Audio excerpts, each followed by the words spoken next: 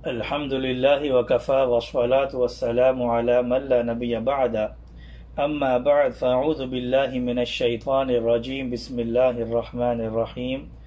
محترم سامعین، السلام علیکم ورحمۃ اللہ وبرکاتہ۔ امید ہے آپ سب لوگ خیریت سے ہوں گے۔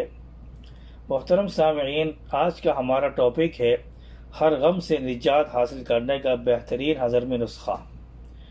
محترم سامعین، آج کے اس نازک حالات میں، اس دور میں ہر بندہ، ہر شخص غم و پریشانی میں ڈوبا ہوا ہے۔ ہر کوئی چاہتا ہے کہ ہمیں اس غم سے، اس پریشانی سے ہمیں نجات مل جائے، لیکن جب اس کے کانوں میں حی علی الصلاح، حی علی الفلاح کی صدائیں آتی ہیں، آوازیں آتی ہیں، تو پھر اس وقت اس کو یہ خیال کر لینا چاہیے کہ یہی وہ ذات ہے جس نے میری پریشانی کو دور کرنا ہے، جو مجھے غم سے نجات دے گا۔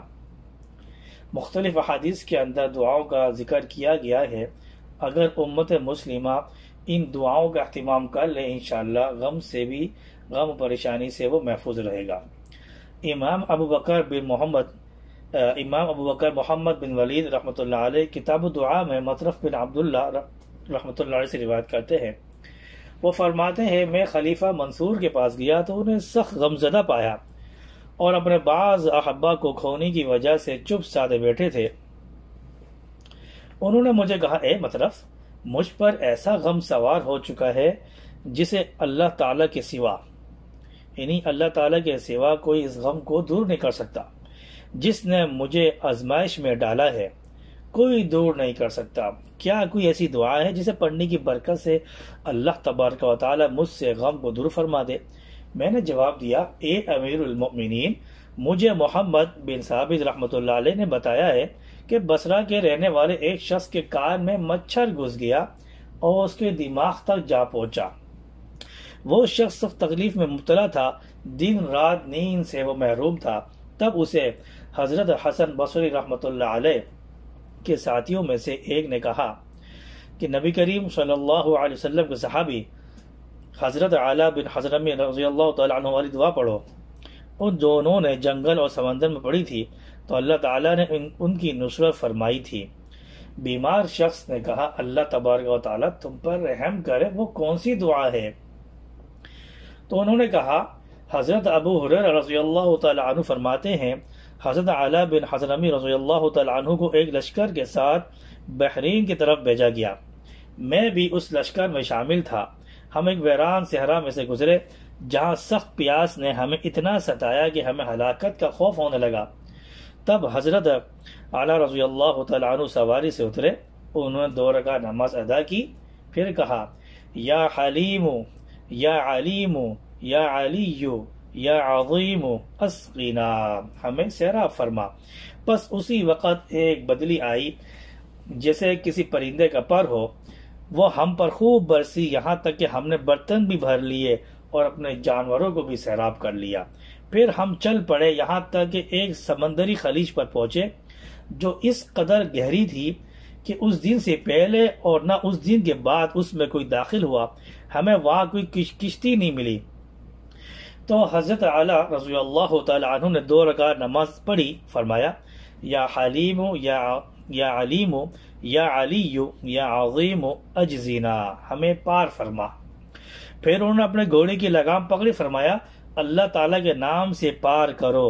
حضرت ابو ہریرہ رضی اللہ تعالیٰ عنہ فرماتے ہیں، ہم پانی پر چل رہے تھے، باخدا ہم میں کسی کے پاؤں یا ہمارے کسی جانور کے کھر تک گیلے نہیں ہوئے۔ یہ ہمارا لشکر 4000 نفوس پر مشتمل تھا۔ یہ واقعہ سن کر بیمار آدمی نے ان اسماء کے ذریعے دعا کی، اللہ تعالیٰ کی قسم ہم ابھی وہیں تھے کہ مچھر اس کے کان سے نکل گیا اور بھن بھناتا رہا، یہاں تک کہ دیوار سے جا ٹکرایا، وہ آدمی ٹھیک ہو گیا۔ یہ سن کر خلیفہ منصور قبلہ روح ہوئے، انہوں نے تھوڑی دیر ان اسماء کے ذریعے دعا مانگی، پھر میری طرف متوجہ ہو کر کہنے لگے، اے مطرف، اللہ تعالیٰ نے میرے غم کو دور فرما دیا ہے۔ پھر انہوں نے کھانا منگوایا اور مجھے اپنے ساتھ بٹھا لیا اور میں نے ان کے ساتھ کھانا کھایا۔ حضرت انس رضی اللہ تعالی عنہ کی روایت کے آخر میں یہ بھی ہے کہ جہاد سے واپسی پر حضرت اعلیٰ رضی اللہ تعالیٰ عنہ انتقال فرما گئے، ہم نے انہیں غسل و کفن کے بعد قبر کھود کر دفنایا۔ دفن کے بعد ایک مقامی شخص آیا، کہنے لگا یہ مدفون کون ہے؟ ہم نے کہا یہ ایک بہترین انسان اعلیٰ بن حضرمی رضی اللہ تعالیٰ عنہ ہے۔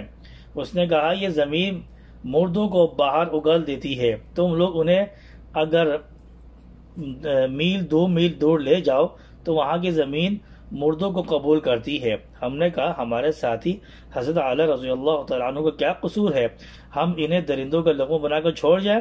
چنانچہ ہم نے قبر کھودنے پر اتفاق کر لیا۔ جب ہم نے قبر کھودی تو حضرت اعلیٰ رضی اللہ تعالیٰ عنہ اس میں موجود نہیں تھے اور قبر تا حد نظر نور سے جگمگا رہی تھی۔ ہم نے یہ دیکھ کر واپس مٹی ڈال دی اور اپنے سفر پر روانہ ہو گئے۔ تو محترم سامعین، اس واقعے سے ہمیں یہ سبق ملتا ہے کہ اگر ہمیں کوئی غم و پریشانی تنگ کر رہی ہے، کسی بھی چیز میں ہم پریشان ہیں، کسی بھی غم میں ہم ڈوبے ہوئے ہیں، تو ہمیں جو یہ دعا سکھلائی گئی ہے، یا حلیم یا علیم یا علی یا عظیم، اس کے بعد جو آپ کی جو پریشانی ہے وہ آپ جو ہے دعا مانگے، انشاءاللہ ضرور آپ کی دعا قبول ہوگی، آپ کی ضرور پریشانی حل ہوگی۔ اللہ تعالیٰ مجھے اور آپ کو سب کو اس پر عمل کر لینے کی توفیق عطا فرمائے۔ وآخر دعوانا ان الحمدللہ رب العالمین۔ محترم سامعین، آپ سب حضرات سے ایک چھوٹی سی گزارش ہے، اگر آپ ہمارے چینل پر نیو ہیں تو ہمارے چینل کو سبسکرائب کریں، شیئر کریں، لائک کریں اور صدقہ جاری کے طور پر اس کو آپ پھیلائیں بھی، اور ہمارے بیل آئیکن پر پریس کرنا نہ بھولیے، ہماری ہر ویڈیو کی نوٹیفیکیشن آپ کو ملتی رہے گی۔ جزاک اللہ احسن الجزا۔